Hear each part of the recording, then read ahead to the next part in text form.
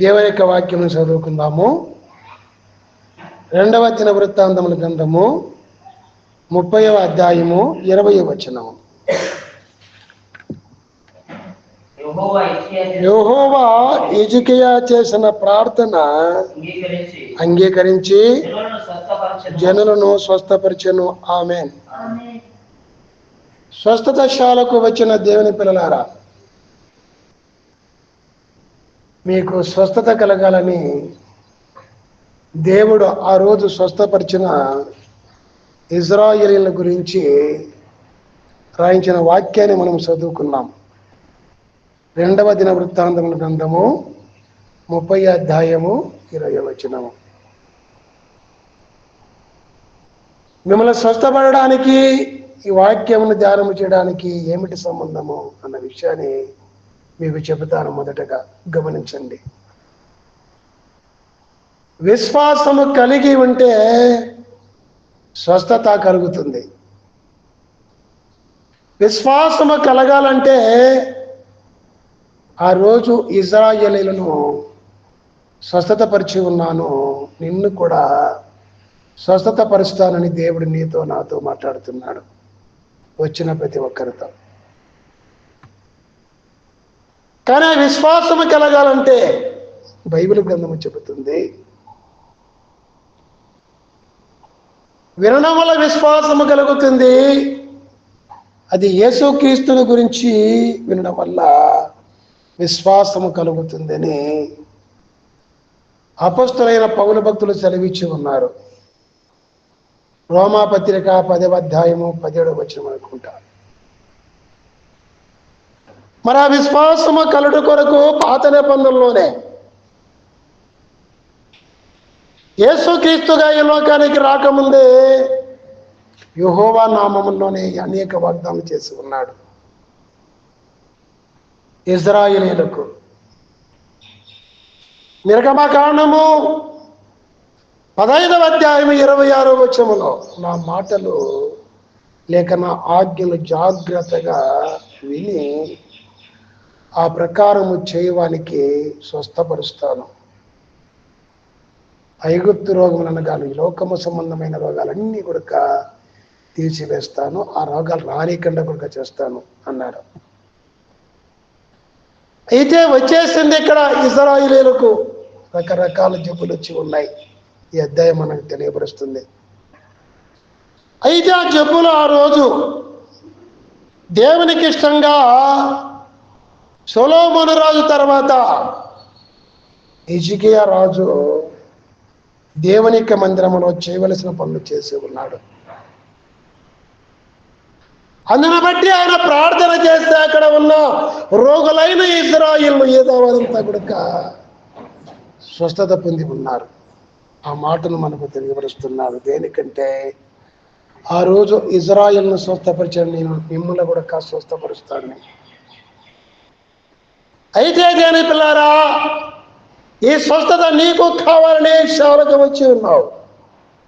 స్వస్థత పొందాలంటే ఈరోజు ఇదే అధ్యాయము ఎక్కడా బయటపోకుండా ఒక 10 మాటలు మీకు క్లుప్తంగా వినిపించాలని చెప్పేసి అనుకుంటున్నాను. ఎందుకంటే ఈ 10 మాటలు మనం నేర్చుకొని మనము చేయవలసినవి ఏమిటో, ఆ రోజు ఇజ్రాయేలు చేసినవి ఏమిటో మనము కూడా ఈరోజు చేయవలసినవి నేర్చుకొని చేస్తే ఖచ్చితంగా ఆ రోజు స్వస్థపరిచిన దేవుడు ఈరోజు మనల్ని కూడా స్వస్థపరుస్తానని నమ్ముతున్నాను. మీరు కూడా నమ్మాలి. ఎందుకంటే స్వస్థపరచు యెహోవాను నేనేని సెలవిచ్చిన దేవుడు ఈ అధ్యాయంలో ఇజ్రాయేలును స్వస్థపరిచిన దేవుడు 39 కొళ్ళ చేత కొట్టబడతాడు. ఈ లోకానికి మనిషిగా వచ్చి అతను పొందిన దెబ్బల బట్టి స్వస్థత కలుగుతుందని యెషయా ప్రవక్త ద్వారా రాయించిన దేవుడు ఆ దెబ్బలు పొందడానికి, మనం స్వస్థపడడానికి నీతిశుడు ఈ లోకములో మీకు ఉదయిస్తాడు. ఆయన రెక్కల కింద మీకు ఆరోగ్యము కలుగుతుందని జన్మల గురించి చెప్పినటువంటి దేవుడు మలాకి ప్రవక్తతో రాయించిన దేవుడు ఈ లోకానికి వచ్చి 39 కూడా దెబ్బల చేత కొట్టించుకొని మన రోగములన్నీ, సర్వమానవ రోగములన్నీ, రోగానికి కారణమైన పాపములన్నీ కూడా అవిధేయత వల్ల వచ్చే ఆజ్ఞ అతిక్రమం వల్ల వచ్చే పాపములన్నీ తీసివేసి పాపాల పడి వచ్చే రోగములు, శాపములు, కీడంతా, నష్టమంతా తీసివేయట కొరకు అన్ని రకాల భారములు భరించి మోసివేసిన దేవాతి దేవుడు యేసుక్రీస్తు కనుక ఆయన గురించి విన్నప్పుడు మనకు విశ్వాసం కలుగుతుందని అనుభవించిన పౌలు గారు అన్నారు. అయితే ఆ యొక్క విశ్వాసమును ఇశ్రాయేలీయులకు ముందుగానే కలగడానికి ఈ యొక్క అధ్యాయమును మనకు రాయించాడు. ఈరోజు ఈ అధ్యాయం నుంచి మనకు కూడా కొన్ని పాఠాలు నేర్పడానికి అనేక విషయాలు రాయించాడు కనుక అన్ని విషయాల్లో ఒక 10 మాటలు మీకు తెలియపరుస్తాను. ఈ 10 మాటల్లో మనం నేర్చుకోవలసినవి, నేర్చుకొని చేయవలసినవి చేస్తాము. అప్పుడు స్వస్థత మనము పొందిపోతాం. ఇక్కడి నుంచి దేవునికి మహిమ కలుగుగాక. ప్రభునందు దేవుని పిల్లలారా, మనము చదువుకున్నట్లుగా 2వ దినవృత్తాంతముల గ్రంథము 30వ అధ్యాయము 20వ వచనములో ఒకటిగా చూస్తే స్వస్థత కలిగింది. ఆ యొక్క హిజ్కియా రాజు ప్రార్థన చేసినప్పుడు రోగులకంతా స్వస్థ కలిగిందని మనం విన్నాము. ఈరోజు కూడా మిమ్మల్ని స్వస్థపడడానికి దైవజనులుగా నన్ను, నా తర్వాత దేవుని బిడ్డలుగా ఇక్కడ ప్రార్థనలు దేవుడు చేయించుచున్నాడు. నిన్ను స్వస్థపడడానికి ఈ షాలకు దేవుడు నిన్ను నడిపించి ఉన్నాడని నువ్వు తెలుసుకోవాలి, విశ్వాసం ఉంచాలి. 2వదిగా దేవుని పిల్లారా, స్వస్థత పొందక ముందు ఇశ్రాయేలుకు ఏముంది అన్న విషయాన్ని చూస్తే స్వస్థత పొందినారు అంటే ముందు అస్వస్థ ఉందనా లేదనా? ఉందని మనం తెలుసుకోవాలి. ఆ అస్వస్థతో పాటు దేవుని పిల్లరా, అస్వస్థతో పాటు ఇంకా రకరకాల 3వ భాగంగా మనం చూస్తే 4వ భాగంగా చూస్తాము. కానీ 3వ భాగంగా మీకు ఒక మాట మీకు తెలియపరుస్తాను. అదేమిటంటే, ఆ అస్వస్థత ఎందుకు వచ్చింది అని 3వ భాగంగా 3వ మాటగా మీకు తెలుసుకుందాం. చూడండి, ఇదే అధ్యాయంలో మనం చూస్తే ఆ స్వస్థత పొందక ముందు వారు అస్వస్థ కలిగి ఉన్నారు. కారణం ఏమిటంటే పస్కా పండుగకు ప్రతిష్ఠ కొనక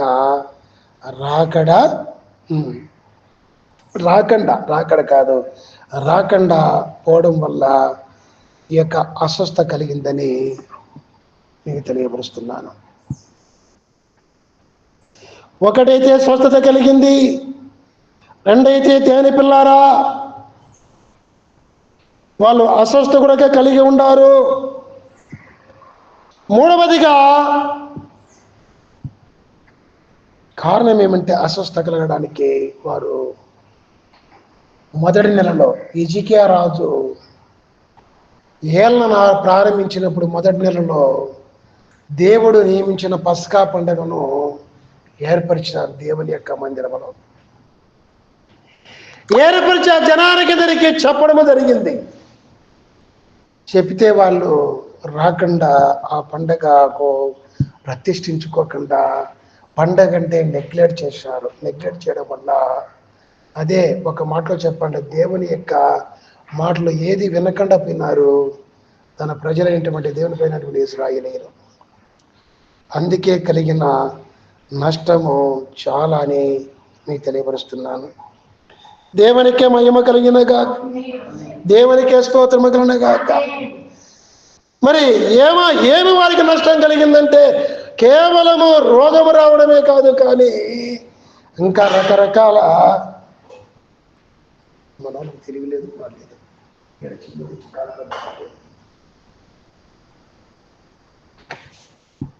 దేవునికే మహిమ కలుగును గాక, దేవునికే స్తోత్రము కలుగును గాక. కేవలం రోగమే అనుకోవాకండి. దేవుని యొక్క పండగ రాజు చాటించినప్పుడు దేవుని యొక్క మందిరములోనికి రాకుండా, పండుగలో పాల్గొనకుండా, దేవునికి ప్రతిష్ఠించుకోకుండా ఉండడం వల్ల కలిగిన నష్టాలు ఏంటంటే, చూడండి దేవుని పిల్లారా, అందువల్ల కలిగిన నష్టము అస్వస్థత. ఇంకా ఏమైనా నష్టము కలిగిందా అంటే గమనించవలసిన అవసరము చాలా ఉంది. ఒకటిగా మనము చూస్తే దేవుని పిల్లారా 6వ వచనములో ఉంటుంది, అదే అధ్యాయములో, అక్షోరి వారిలో చాలా మంది శక్తులు వచ్చి చెరగొనిపోయిన తర్వాత మిగిలిన శేషముతో వల్ల దేవుడు మాట్లాడుతూ వస్తున్నాడు.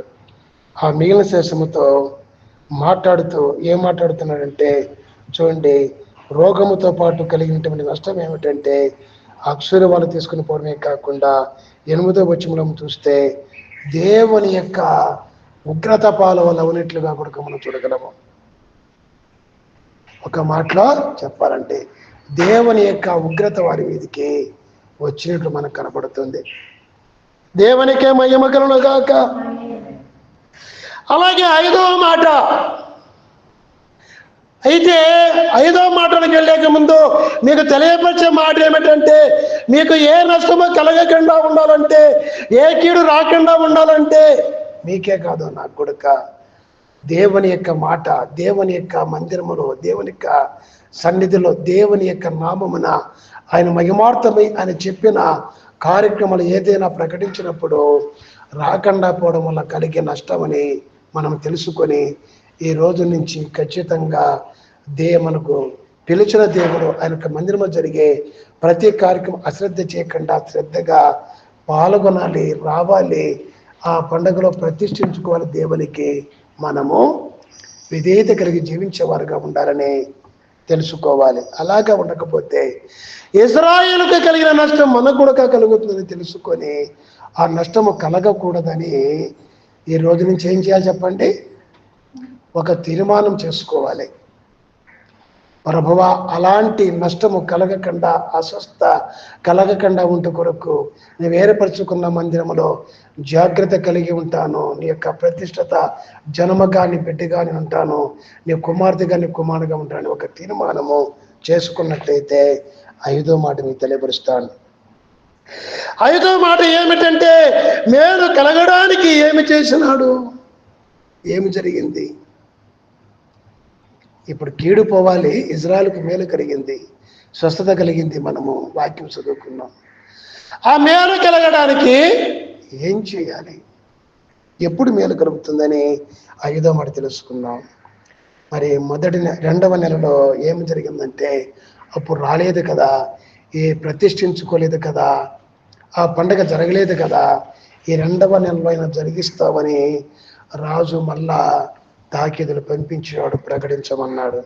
వెళ్ళి ప్రకటించినారు.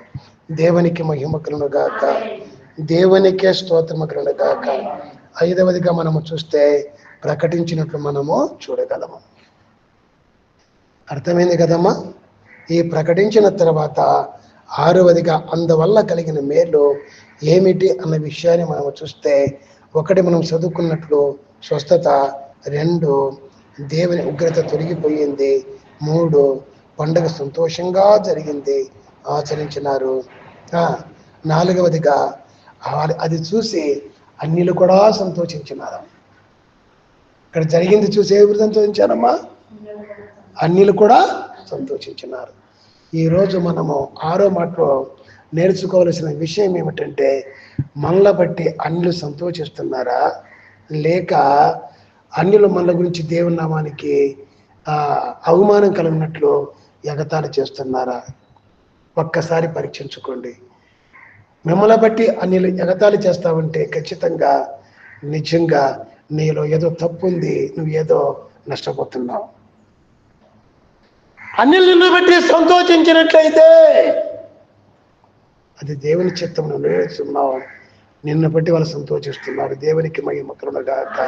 అది దేవుని కూడా సంతోషమే, నీకు కూడా సంతోషం కలుగుతుంది. దేవునికి మహిమ కలుగును గాక. 7వ మాటగా చెప్పే మాట ఏమిటంటే, దేవుని పిల్లారా, వారు ఏమి చేసినారు?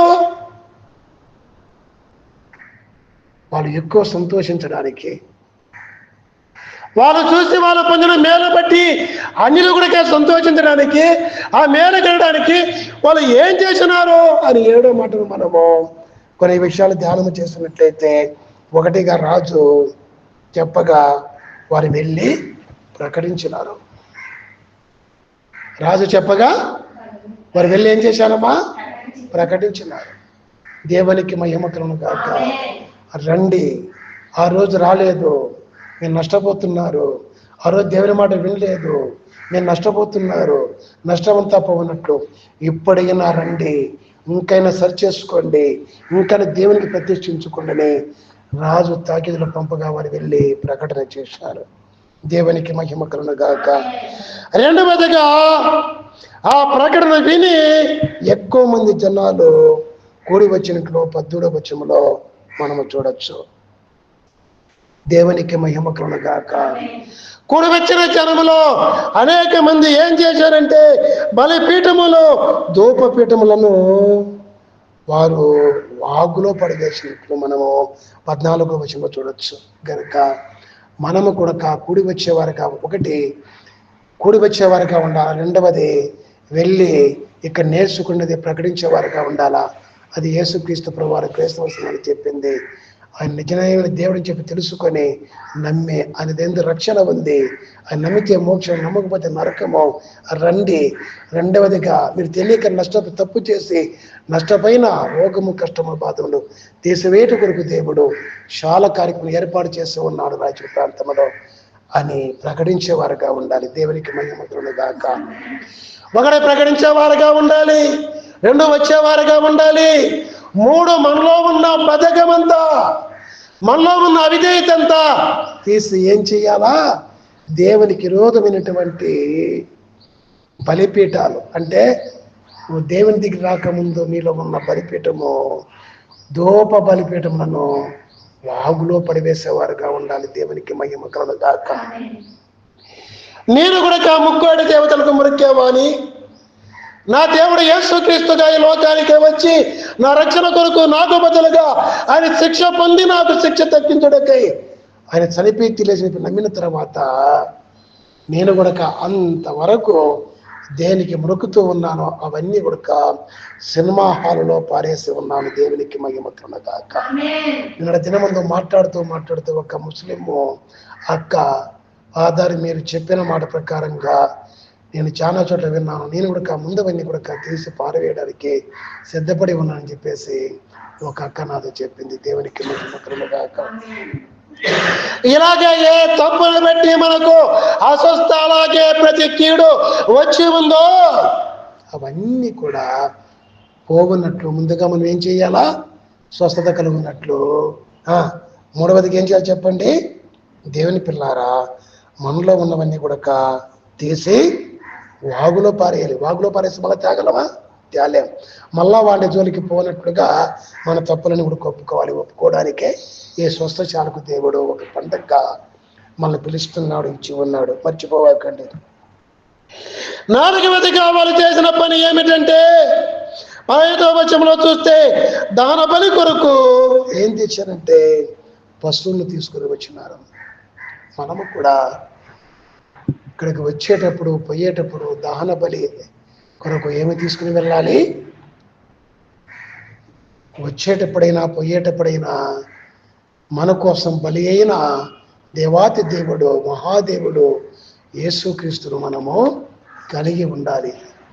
ఇక్కడికి వచ్చినా, ఇక్కడి నుంచి పోయినా కూడా దేవునికి మహిమ కలుగును గాక. ఆ రోజు బలికి పశువులు తెచ్చేవారు. ఈరోజు పశువుల యొక్క రక్తముతో మనుషుల యొక్క పాపము విమోచింపబడదని పౌలు గారు అంటారు, పేతురు గారు అంటారు.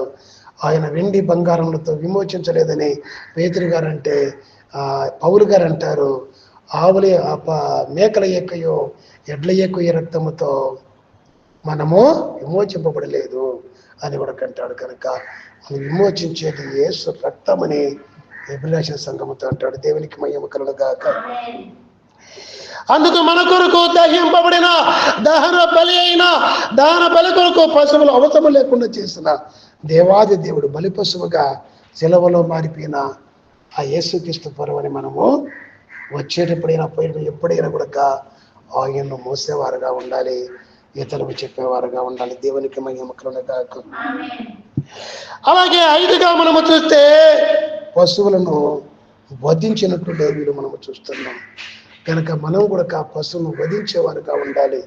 వధించడం అంటే దేవుని పిల్లారా, ఒక బలి పశువుగా మనం ఉండి దేవుని యందు వధింపబడిన వారముగా, ఇంకా నాకు అక్కర ఏది లేదు ప్రభా, ఇదిగో నేను నీదానని చెప్పేసి, నీవాని చెప్పేసి దేవుని సమర్పించుకొని దినదినము కూడా ఆయన పని కొరకు, ఆయన మహిమ కొరకు వధింపబడేవారుగా ఉండాలని పౌలు గారు అంటారు. మేము దినదినము వధింపబడుచున్నాము అని.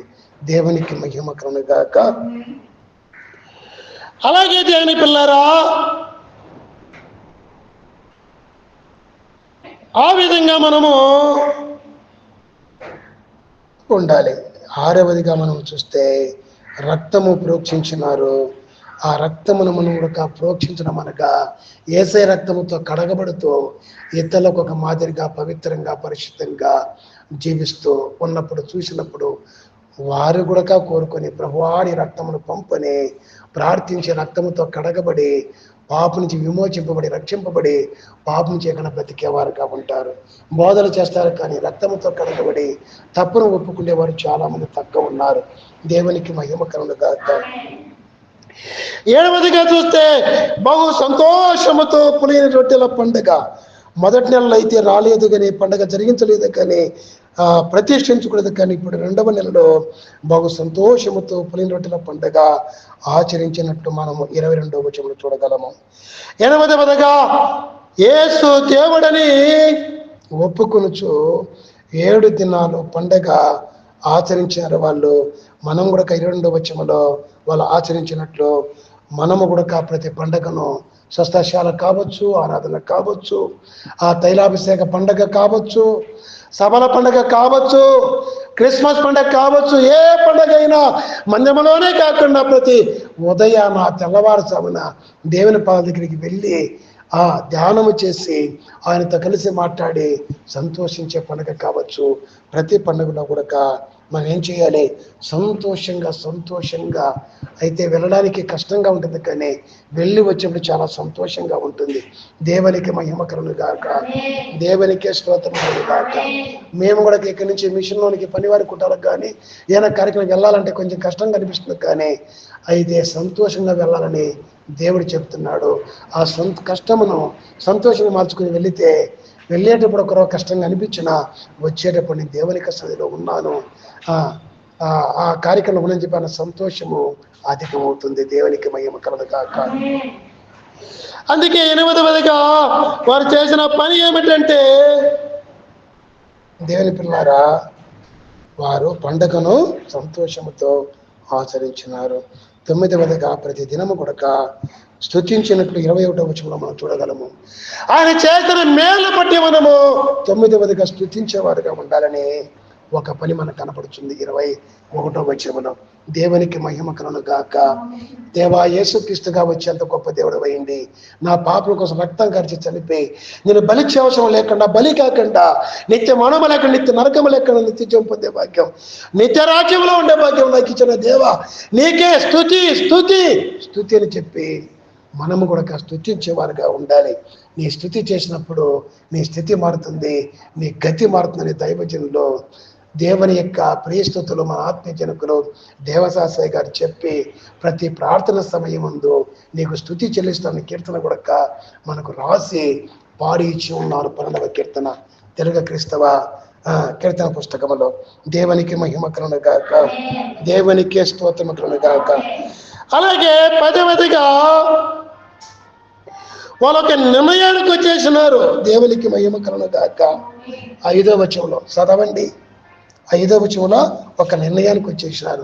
ఏమిటి ఆ నిర్ణయం అంటే, దేవా, ఫస్ట్ నెలలో అయితే మేము రాలేకపోయినామో కానీ, ప్రతిష్ఠించుకోలేకపోయినామో కానీ, పండగ చేయలేకపోయినామో కానీ, ఇదిగో ఈ నెలలో వస్తామయ్యా, ఇంకెప్పటికి కూడా మేము చేయవలసిన పనులు చేస్తామని నిర్ణయించుకుంటూ మనకు కనబడుతుంది ఒక నిర్ణయం వాళ్ళు. మనం కూడా ఏం చేయాలంటే, ఈ రోజు అయ్యా ఇంతవరకు బతికిన బతకకుండా ఈ రోజు నుంచి ప్రభువా ఈ 10 విషయాలు కూడా నేను చేస్తాను తల్లి అని చెప్పి ఒక నిర్ణయం తీసుకోవాలి.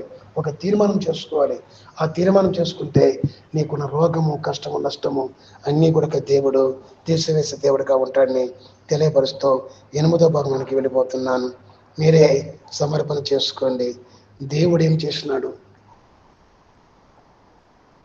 వాళ్ళు చేసేది వాళ్ళు చేశారు, కానీ ఈ కీడులపై మేలు జరగడానికి అధ్యాయంలో దేవుడు ఏం చేసినాడు అన్న విషయాన్ని చూస్తే ఒక్కటిగా మనం తెలుసుకున్నట్లు దేవుడు వారి వైపు స్వస్థ కలగడానికి ఏం చేశాడంటే వారి వైపు తిరిగినాడు. 6వ వచనం. తాకీదులు తీసుకుని వెళ్ళి ప్రకటించేటప్పుడు ఆ ప్రకటించే వారు ఏమంటున్నారంటే మీరు దేవుని వైపు తిరగండి. ఇంకా మరి 10 పనులు చేయడానికి చేసిన ప్రకటన ఏమంటే 6వ వచనంలో కనబడుతుంది. మీరు దేవుని వైపు తిరగండి, దేవుని మీ వైపు తిరుగుతాడని చెబితే వాళ్ళు దేవుని వైపు తిరిగినట్టు మనకు కనబడుతుంది. దేవుడు వారి వైపు తిరిగినాడు స్వస్థ కలగడానికి. దేవునికి మహిమ కలుగుగాక. ఇంకా చూస్తే 12వ వచనం ఉంటుంది, దేవుడు వారి వైపు తిరగడమే కాకుండా తోడుగా ఉంటారన్నాడు. తోడుగా ఉన్నాడని చెప్పేసి రాయబడి ఉంది. 12వ వచనం అనుకుంటా. దేవునికి మహిమ కలుగుగాక. 12వ వచనంలో ఏమైనాడంట? దేవుడు వారికి తోడుగా ఉన్నాడు. నిజమే. మార్కు సువార్తలో 16వ అధ్యాయం 16వ వచనంలో ఆ రోజు ఆది అపోస్తలుడైనా ఈరోజు దైవ సేవకులైన సంఘాల్లో వాక్యాన్ని బోధిస్తూ ఉంటే, లేక వెళ్ళి సువార్త ప్రకటిస్తూ ఉంటే వారు చెప్పిన వాక్యాన్ని వారిలో స్థిరపరుస్తూ రోగులైన వారిలో సూచిక క్రియలు జరిగిస్తూ వాక్యాన్ని స్థిరపరుస్తూ వచ్చినాడు. దేవునికే మహిమ కాక, దేవునికే స్తోత్రము కలుగుగాక. అదే ఈ రోజు కూడా అలాగే చేస్తున్నాడు. ఎందరో శాలలో సాక్ష్యం ఇస్తున్నారు, పండగల్లో సాక్ష్యం ఇస్తున్నారు, ఆరాధనలో సాక్ష్యం ఇస్తున్నారు. మన సంఘంలో ఎన్నో సాక్ష్యాలు మనం వింటూనే ఉన్నాం. వాక్యం ఉండడం వల్ల ఏమిటంటే స్వస్థ కలుగుతా ఉంది. దేవునికి మహిమ కలుగుగాక. అది క్రీస్తుపురం ఇశ్రాయేలు కూడా అదే చేసినారు. చేసినప్పుడు దేవుడు వారికి తోడుగా ఉండి అన్నట్లు మనకు కూడా దేవుడుగా ఉంటానన్నాడు. మనకు కూడా మేలు కలగాలంటే మార్కు సువార్తలో ఆదివారం చేసే కార్యము ఈరోజు నీ పట్టు కూడా జరగాలంటే ఏం చేయాలా? ఆయన వైపు తిరగాలి. అప్పుడు ఆయన తిరుగుతాడు, ఆయన తోడుగా ఉంటాడు. దేవునికి మహిమ కలుగుగాక. 3 స్వస్థ కలుగుతుంది 20వ వచనం ప్రకారంగా. 4 లేవీలు చేసిన ప్రార్థన కూడా విన్నాడు ఆయన. నువ్వు చేసే ప్రార్థనని వింటాడు. ఈ 10 పనులు నువ్వు చేసినట్లయితే దేవునికి మహిమ కలుగుగాక. దేవునికి స్తోత్రము కలుగుగాక. 27వ వచనము 20వ వచనంలో మనము చూడగలము.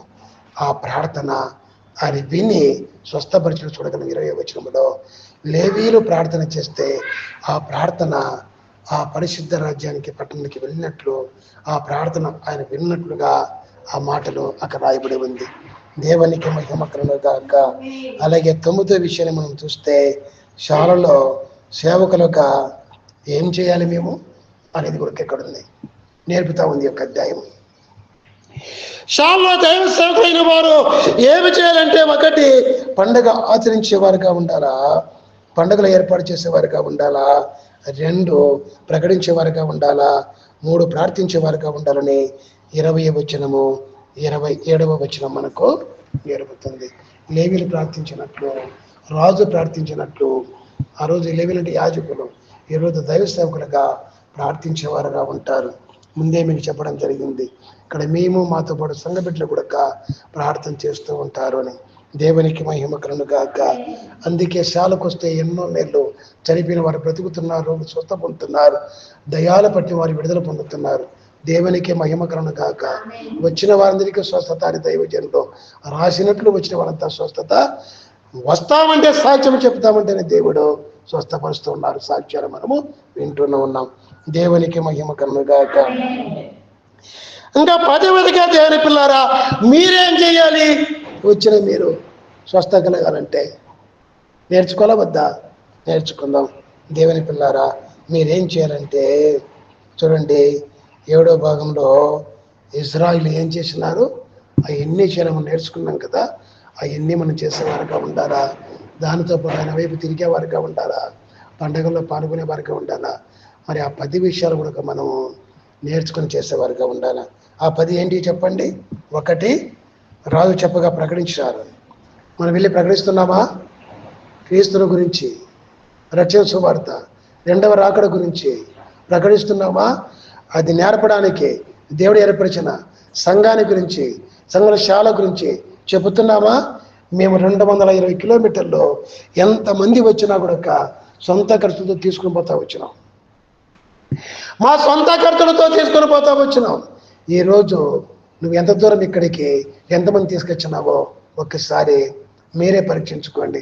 దేవునికి మహిమ కలుగును గాక, దేవునికే స్తోత్రం కలుగును గాక. 2, ఆయనకు ఉగ్రత తొలగిపోయింది. దేవునికి మహిమ కలుగును గాక. 2వదిగా దేవుని పిల్లారా, ఎక్కువ మంది ఇక్కడికి వచ్చినట్లు మనం నేర్చుకున్నాం. మనం ప్రకటిస్తే ఎంతమంది ఇక్కడికి వచ్చినారు ఒకసారి ఆలోచించండి. 3, బలిపీఠము, ధూపపీఠాలన్నీ కూడా వాళ్ళు వాగులో పడేసినారు. నువ్వు పాత జీవితాన్ని ఎంత మాత్రం పాడేసినావో ఒక్కసారి ఆలోచించి తెలుసుకొని తెలియపరుస్తున్నాను. దేవునికి మహిమ. మా ముగింపులో జాగ్రత్తగా నాపు చేశాను అమ్మా. దేవునికి మహిమ కలుగును గాక. 3వదిగా మనము మన పాత జీవితాన్ని ఏదైనా కావచ్చు విడిచిపెట్టి కొత్త జీవితాన్ని కలిగి ఉండేవారుగా ఉండాలని 14 చెబుతుంది. 4వదిగా దహన బలి కొరకు పశువులు తెచ్చినారు. దహన బలి వంటి బలి పశువైన క్రీస్తును మనం కలిగి ఉన్నామా? ఆయన మోసుకుని వెళ్ళి సాక్ష్యం ఇస్తున్నామా? ఒక్కసారి పరీక్షించుకుని దేని బిడ్డలారా. 5వదిగా పశువులను తీసుకుని వచ్చినారు. పశువులను వధించినట్లుగా మనము చూడగలము 17వ వచనంలో. మరి వధింపబడుతున్నామా? పశువులను వాళ్ళు వధించినట్లు ఇప్పుడు పశువులు కాదు మనం వధించాల్సింది, మనం వధింపబడాలి. పౌలు గారు వధింపబడుతున్నామని చెప్పి అపొస్తలులందరి గురించి సాక్ష్యం ఇచ్చాడు ఆయన. ఇప్పుడు నీవు నేను కూడా వధింపబడేవారుగా ఉండాలి. మన కొరకు వధింపబడిన బలిపశువుగా వధింపబడిన క్రీస్తు రక్షణ సువార్త ప్రకటించిన కొరకు మనం వధింపబడేవారుగా ఉండాలి. దేవునికి మహిమ కలుగును గాక. అలాగే దేనికి 7వదిగా బహు సంతోషంతో పని చేయాలి. బహు అంటే ఎక్కువ సంతోషంతో చేయాలి, బాధతో కాదు. మా పనులు విడుచుకొని పోవాలన్నా, మా పనులు విడుచుకొని చెప్పాలన్నా, మాకంత అవసరమా, మేమే బలహీనంగా ఉంటే అనేది కాదు. కానీ నా కొరకు బలమైన దేవుడు ప్రారంభించినాడు, నేను కూడా రక్షణ సువార్త ప్రకటించాలా, నన్ను రక్షించిన దేవుని ఎవరి కోసం ప్రాణం ఇచ్చినాడో అందరిని రక్షించాలని చెప్పేసి బహు సంతోషంతో మనము ఆ పని చేసేవారుగా ఉండాలి. 8వదిగా యేసు దేవుడిని వాళ్ళు ఒప్పుకున్నారు. అంటే యెహోవా దేవుడిని చెప్పి ఒప్పుకున్నారు. అలాగే మనం కూడా ఒప్పుకునేవారుగా ఉండాలని రోమా పత్రికలో పౌల భక్తులు 10వ అధ్యాయం 9వ వచనంలో, నీ హృదయంలో విశ్వసించి దేవుడు యేసుక్రీస్తునని నోటితో ఒప్పుకోవాలి. యేసు ప్రభు ఒక్కడే నా కొరకు వధింపబడిన వాడు, నిజ దేవుడు, ఆయన ఒక్కడే అని చెప్పి నోటితో ఒప్పుకునేవారుగా ఉండాలి. అప్పుడు రక్షణ కలుగుతుందన్నాడు. ఈ స్వస్థ కలగంటే మనం కూడా ఆ పని చేసేవారుగా ఉండాలి. 9 దేవుని పిల్లారా. అలాగనే 9వదిగా మనం చూస్తే ఒప్పుకొని ఏం చేశారు వాళ్ళు? 8వదిగా 7 తర్వాత యేసుదేవుని ఒప్పుకొని పండుగను ఆచరించినారు. అలాగే 9వదిగా ప్రతి దినము కూడా ఆయన చేస్తున్న మేలు బట్టి స్తుతిస్తున్నావా? స్తుతించు. నీ స్థితి, నీ గతి ఇప్పుడే మారుతుంది. అందుకే బయలు మిషన్లో స్వస్థశాలను దేవుడు ఏర్పాటు చేసింది. ఆయన తెలుసుకొని, ఆయన చేస్తున్న మేలు తెలుసుకొని స్తుతిస్తూ ఉంటే స్థితి మార్చేసే దేవుడు ఉంటాడని స్వస్థశాల ప్రారంభించమన్నారు. అందుకే బయలు మిషన్లో స్వస్థశాలను ఏర్పరుస్తున్నారు. అలాగే దేవుని పిల్లారా, 10వదిగా మనం చూస్తే ఒక నిర్ణయానికి రావాలి. ఆ జనం ఒక నిర్ణయానికి వచ్చినట్లు మనం చూస్తున్నాం. అందుకే అక్కడ ప్రార్థన చేస్తే రాజు స్వస్థ పొందినట్టు మనము చూస్తున్నాం. ఒక నిర్ణయానికి మనం కూడా ఒక నిర్ణయం తీసుకోవాలి. ప్రభువా, చావైనా బ్రతికినా మా కొరకు చనిపోయినా నీవేనయ్యా తండ్రి. నీ పండుగల్లో మేము ఉంటామయ్యా, నువ్వు చెప్పింది మేము చేస్తామయ్యా, నీవే మా దేవుడవయ్యా, నమ్ముతామయ్యా, బాప్తిసం పొందుతామయ్యా, రక్షణ మాకు కావాలయ్యా, రక్షణ పోగొట్టుకోకుండా నీతిగా బ్రతుకుతామయ్యా, రక్షణ వస్త్రాన్ని కాపాడుకు నీతి వస్త్రాన్ని మాకు ఇచ్చిన యేసయ్యా, నీతిగా బ్రతుకుతామయ్యా, నువ్వు చెప్పినట్టు చేస్తామయ్యా ఆద్యమంలో ఒక్క మాట అతిక్రమించి పాపం చేసినందున భూలోకి అందరికీ పాపం వచ్చినట్లు నా ద్వారా ఒకరికి పాపము రాకూడదయ్యా, నా ద్వారా ఒకరు చెడిపోకూడదయ్యా. నా గొప్పతనం కోసమో నా సుఖం కోసమో తండ్రి చెడిపోయిన వారిని సరిచేయట కొరకు మేము బ్రతుకుతాం ప్రభు అని తీర్మానం చేసుకున్నాం. ఎవరి పాటికి వాళ్ళు తీర్మానం చేసుకున్నాం. దేవుని పిల్లారా, ఎవరి